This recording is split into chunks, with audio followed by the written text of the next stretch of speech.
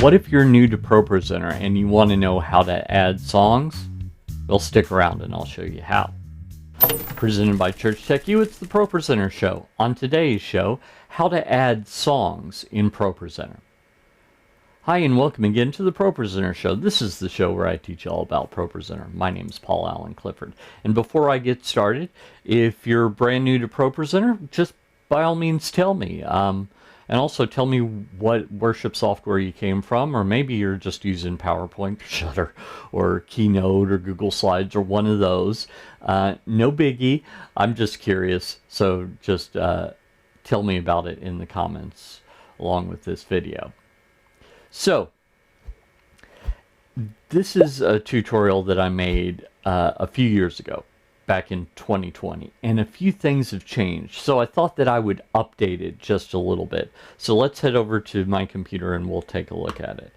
So you'll notice I've already got a bunch of stuff in here, but it should work perfectly fine if you do this.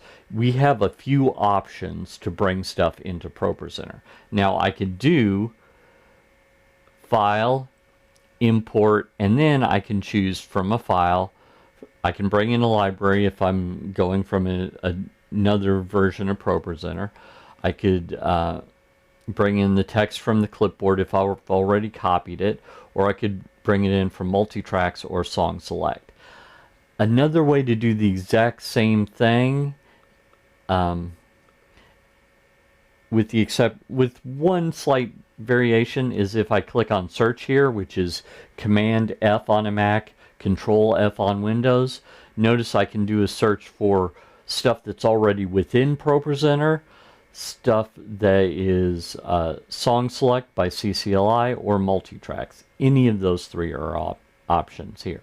So I'm actually going to start off by showing you how to bring it in with if you already have the text file. Let's say that it is a public domain song like the one that I'm going to bring in, or it's something that was written locally. Either way, this is the way that I would do that. So go to File, Import, and you can copy the text from Microsoft Word or just a text file or what have you.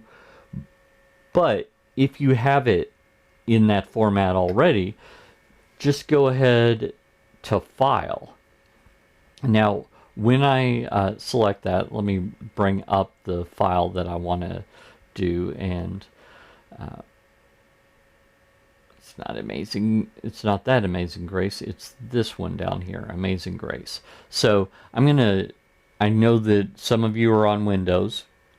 What I'm about to do is not a ProPresenter thing, it's a Mac OS thing. There might be something similar in Windows, I just happen to use a Mac. But I want to show you what the raw file looks like so that I can explain the import dialog, because some of it is not, at least to me, it wasn't immediately obvious. So let's do that. So I'm going to just hit my spacebar in Mac OS, and that brings up a little preview of how the file looks. You'll notice that it says verse space, the number of the verse, colon, enter, and then it has 4 lines of the verse. Then I've double space, so I hit enter twice and then did the same thing with verse 2, verse 3, verse 4. So if I brought that in 1 paragraph per slide, I would have 4 slides. But what if my worship leader says, Paul, we don't want 4 lines per slide, we want 2 lines per slide? Could I do that? Well, yeah, and it's actually pretty easy once you know how to do it. So that's how that file looks. So we're going to select Amazing Grace and click Import. Now when we do that, right here, this is the default. Slides delimited by paragraph break. What does delimited mean? It's just saying, where should we split it up? After every paragraph break is the way that it is set up here.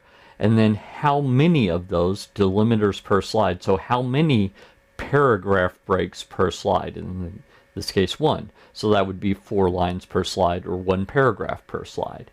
But my worship leader said 2. How can I solve that problem? Well, click on paragraph break and change it to line break. You might see where I'm going here. And then change 1, so I can just click in this field. I click and drag to highlight it. I could have just clicked and hit backspace or delete or whatever to make it go away. And type 2. So now we're going to do 2 line breaks per slide. When it comes to size here, we want the resolution of our highest resolution display. For most people, that's going to be 1080p. I recognize that 4K TVs are a big thing, but unless you have a very large LED wall, you will not be able to tell the difference between 1080p and 4K beyond like the first row of where people are seated. So unless you, like I said, unless it's huge, you probably ought to stick to that. A theme is like a stencil that transfers over the attributes of the text. So we're talking about font size, color of the font, where the text box is located, that sort of thing. You can leave this as a default because you can change that later, or you can click on the little down button here and look at different stuff here. I've got this one, the CMG theme, and so that just uses a theme I used with the Church Motion Graphics font. So we're going to do that one. Now I need to decide what library to put it in. If you have more than one, I would select the appropriate one. So notice I've got one marked hymns. I've brought this in several times, so it's going to say, hey, you've already brought this in. But that's where I would normally want to do it, and then put it into whatever playlist. Playlist is just the order of a Sunday morning or the order of events, whatever you're doing. So that's how I've got that set up. And now I can click import.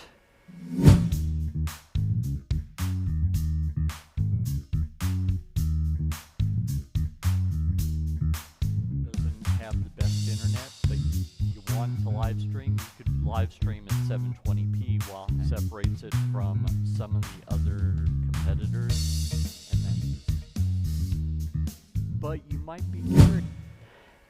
And it should bring it in, and it did. And notice we've got 2 lines per slide. Apparently, I did not have Amazing Grace in hymns. I thought that I did, because it would have normally let me know some stuff about that. So I've brought that in. There are a couple of things I like to do with a song before I move on. I do like to, if you click on the little plus button underneath the song area and scroll all the way to the bottom. I guess you don't actually have to scroll, just go to this very bottom where it says add new blank slide. I like to add a couple of those, and then click and drag and put one at the very beginning of the song so that I can put my background there, because in ProPresenter backgrounds are persistent until they're replaced or removed. So I can just put my background there, click on it, and it will continue on. There's some other stuff that I could put on there, like actions or macros. So I always tell people that I'm training, always click on the first slide. Even if immediately you click on the second slide, always click on the first slide, because it might be doing some stuff that you don't know that it's doing, but is necessary. You'll notice that this one says verse 1, and this one doesn't have any sort of indication there. Notice the colors are the same in both of these because they're both part of verse 1. It's just the first one that's listed. This one has that same color as verse 4, and since it's the last slide, I think I would want to separate it out. So to change the label on these two, you can just right click on either one of them, go down to group, and select an appropriate thing. So maybe ending here, could be outro, whatever your musicians call it, that's the one that I would choose, by the way. And same thing for up here, group and intro. So there we go, and that song's ready to go. Well, I told you before that you can bring stuff in a couple of different ways. I can also go to File, Import, and SongSelect by CCLI, or MultiTracks, or, like I said, Command-F on a Mac, Control-F on Windows, or click on the search button, and then you can search here. Now, SongSelect by CCLI is this middle one. I don't currently have a login because I'm not a church. I teach churches, but I am not a church. So I need to get that from my church so that I could show people how to do that. But that is what that one is. I'm going to show you this one though because it's slightly different. This is MultiTracks, and so let me go ahead and I'm going to do a search for a particular song. And that's How He Loves. Okay. Now when it comes to MultiTracks, you'll notice that they've got various songs that all seem to be have the same title. With CCLI's SongSelect, they will have various songs, but they'll be different songs even though they have the same title. Like there's 25,000 Amazing Graces. I might be exaggerating a bit, but it does feel like that sometime. And there's only one of those that you actually want. Well, these are actually mostly all the same song. This is a medley, this is a medley, but these are all the same songs. They're just different arrangements from different worship albums. So that's the difference here. So if I wanted the Crowder version, I could click on this, and that's the one that I could import. I'm actually going to bring in this one because I want to show you something very specific about this particular song only. But when it comes to MultiTracks, and by the way, don't try and click on those if you don't have logins for them. They are additional fee because it's a totally different company that just integrates with ProPresenter. So MultiTracks here, I do have a login for because they've been willing to sell me one. So anyway, when I do that, it gives me some information here. Like AZ here means that it has words. This means it has chord symbols available. This is the key that it's in, and it has the ability to do automation from their playback software that some bands use, which is kind of similar to Ableton Live, but it's specific to MultiTracks. So I'm going to go ahead and click Import and show you the difference here. Notice it doesn't say delimiters, it doesn't say anything about parsing, none of those words. It just, first choice, do you want both the lyrics and chords or just the lyrics? If you uncheck this, it might feel like, well, why would I do that? Because I won't have either. No, this is lyrics and chords, or when you turn it off, just lyrics. Notice that when you do that, I can do 1 line per slide, 2 lines per slide, 3 lines per slide, or 4 lines per slide. Very simple. Turn this back on, and I only have 1, 2, and 4 as an option. I can change the key here for the chord symbols. Theme is the same as it was with the regular way. Resolution is the same. I'm going to bring this into, let's see here, Scripture. Normally I would have a worship library to bring it into, but I'm just going to choose Scripture because it's not already in there. I guess I could bring it into hymns just to show you what happens if you've already brought it in. So let me do that and then bring it into the current playlist. Well, I guess it won't even allow me to do that. So let me go back here to Scripture and just do that and click Import. So I do that and it brings the song in. So that's good. Notice it even has one for the intro already, has one for the ending and outro and all that stuff already. So this is good to go, unless this particular song is kind of an odd bird as it comes to these more modern worship songs. And that is because there's a variant in one of the lyrics. And I'm not going to tell you which is my favorite. I'm sure it's the one that you prefer. But this is, the reason I brought this in is because this is the original version of the song with the original lyric. The Crowder version is different. He did it with permission, so they're all on the up and up there. But if I, here, just to make this a little easier to read, I'm going to click on text up here and just go up a little bit. So this is here, and the lyric that I'm concerned about, notice as I do this that this is showing me 4 lines per slide because I've made it so big, but this is the alternate lyric right here. Well, this is the original, as I say. But just make sure for this song, if you bring it in, that you check with the people singing to make sure that it's this lyric and not Unforeseen Kiss, which is the David Crowder lyric. It could be in every other way. This particular song is as you want it to be, but that lyric you want to sing Unforeseen Kiss. That's cool.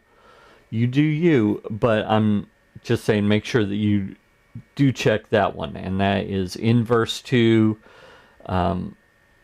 about midway through the verse, just over halfway through the verse is where that's going to be. So make sure you check that one. So that's how you can bring these songs into ProPresenter.